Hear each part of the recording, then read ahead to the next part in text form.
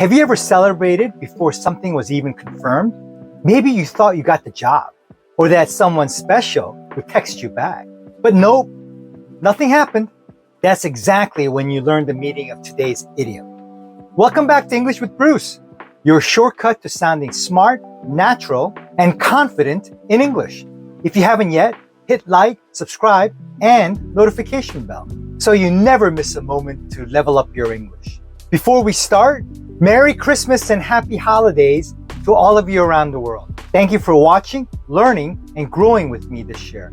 This is our last idiom lesson of 2025, but don't worry, I'll see you again on the first Sunday of the new year with fresh, fun English lessons. Today's idiom is, don't count your chickens before they hatch. It means don't assume success before it actually happens. Or simply, don't celebrate too early. The closest Korean saying is, 김치국부터 마시지 말라.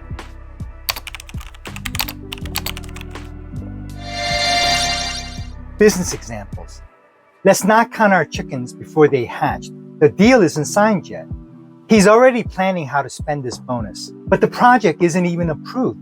Don't count your chickens before they hatch. Everyday examples. I already started packing for Hawaii before my vacation was even approved.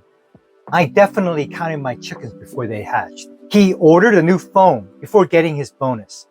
Don't count your chickens before they hatch.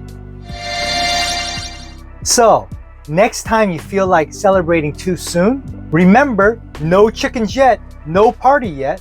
If you enjoyed this class, click like, subscribe, and ring that bell, and get ready for Wednesday's new Business English class. It's going to be one you won't want to miss.